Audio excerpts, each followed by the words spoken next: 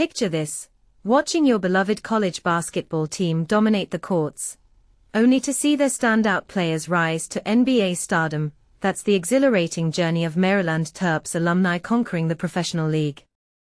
As we wrap up Week 8 of the NBA season, let's dive into the latest updates on Maryland's pros shining bright in the big leagues, including Derik Queen with the New Orleans Pelicans, Kevin Huerter and Jalen Smith on the Chicago Bulls, Aaron Wiggins powering the Oklahoma City Thunder, and Jahmir Young juggling time between the Miami Heat and the Sioux Falls Skyforce.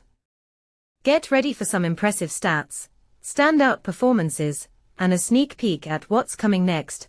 But here's where it gets controversial. Are these young talents being rushed into the spotlight too soon? Or is this the perfect proving ground for future superstars?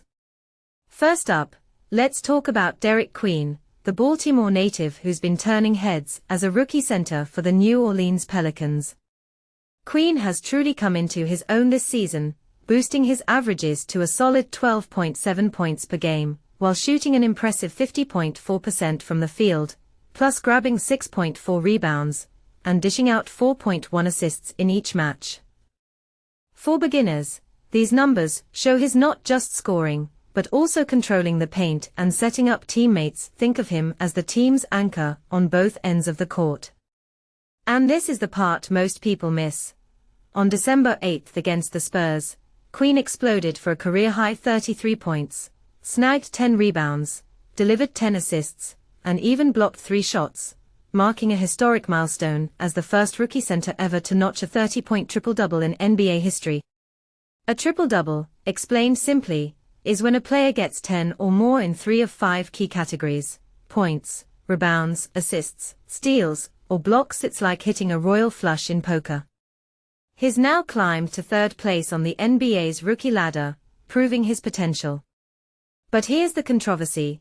Some fans argue that placing such a young player at center might burn him out early, while others say it's the ultimate test of his versatility.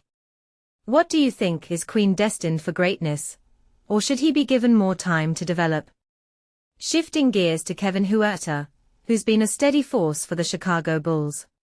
In his 20 games this season, including 8 as a starter, Huerter is putting up 12.2 points and 3.3 rebounds per outing, with a field goal percentage of 47.4%. He's hit the 20-point mark in 3 games and drained 4 or more threes in another 3, showcasing his sharp shooting skills that can stretch defenses thin. Just recently, in his comeback from an adductor strain, that's a muscle pull in the inner thigh, which can sideline players for weeks, he delivered a strong showing with 16 points on 4 of 8 from beyond the arc, 3 rebounds and 4 steals. This highlights his defensive hustle, especially on the perimeter. And this is the part most people miss. Injuries like this are common in the NBA grind, but Huerter's quick return suggests he's building resilience. Controversy alert: is relying on veterans like him sustainable for rebuilding teams, or should young guns get more minutes? Share your take. Next, Jalen Smith, another bull in the Chicago herd, is making his mark as a former lottery pick.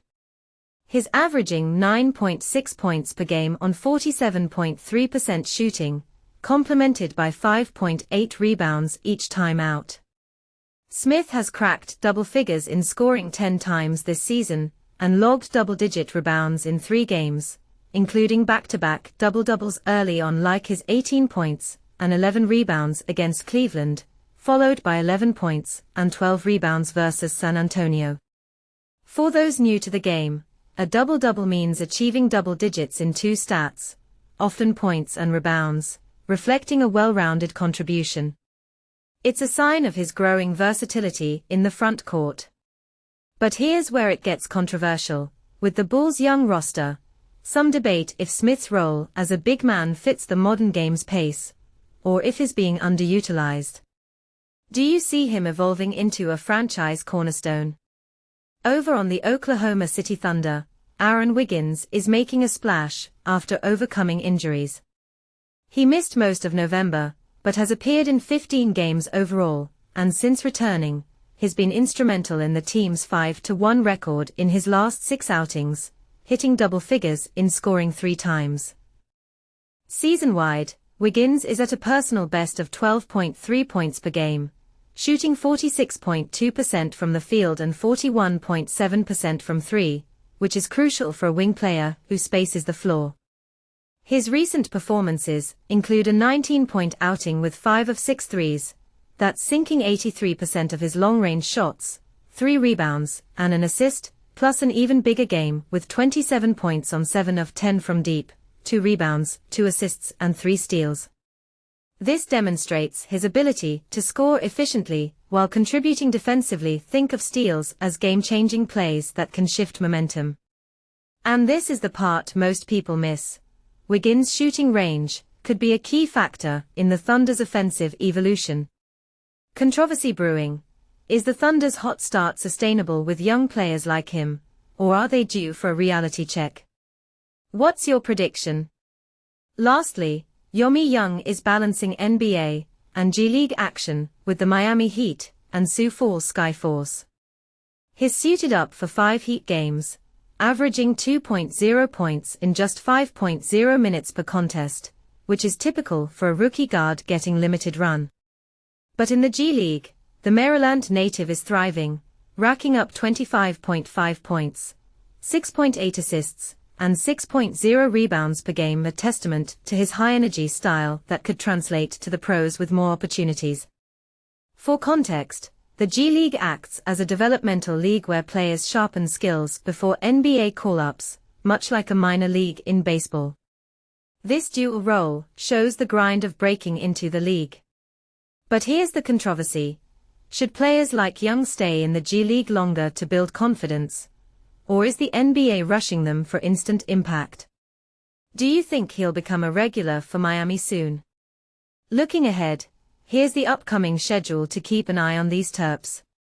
Wednesday, December 17th, Cleveland Cavaliers at Chicago Bulls, 8 p.m. Eastern Time. Could Smith and Huerter shine against a tough Eastern Conference foe? Thursday, December 18th, Atlanta Hawks at Charlotte Hornets, 7 p.m. Eastern Time. Houston Rockets at New Orleans Pelicans, 8 p.m. Eastern Time. Watch for Queen to put on a show at home. Friday, December 19th, Chicago Bulls at Cleveland Cavaliers, 7:30 p.m. Eastern Time. San Antonio Spurs at Atlanta Hawks, 7:30 p.m. Eastern Time. A road test for the Bulls duo. Saturday, December 20th, Indiana Pacers at New Orleans Pelicans, 7 p.m. Eastern Time. Pelicans fans, get ready. Sunday, December 21st, Chicago Bulls at Atlanta Hawks, 3:30 p.m. Eastern Time. Another chance for Maryland's Bulls to impress. Monday, December 22nd, Dallas Mavericks at New Orleans Pelicans, 8 p.m. Eastern Time. Queen vs. Luka Doncic, epic matchup potential. As Maryland's alumni continue to impress, it's clear they're carrying the Terps' legacy to new heights. But what about you? Do you believe any of these players will make the All-Star team next season? Or is there a hidden gem here that the public is overlooking? Is the pressure of early success helping or hindering their careers? Drop your thoughts in the comments. Agree, disagree, or add your own counterpoint.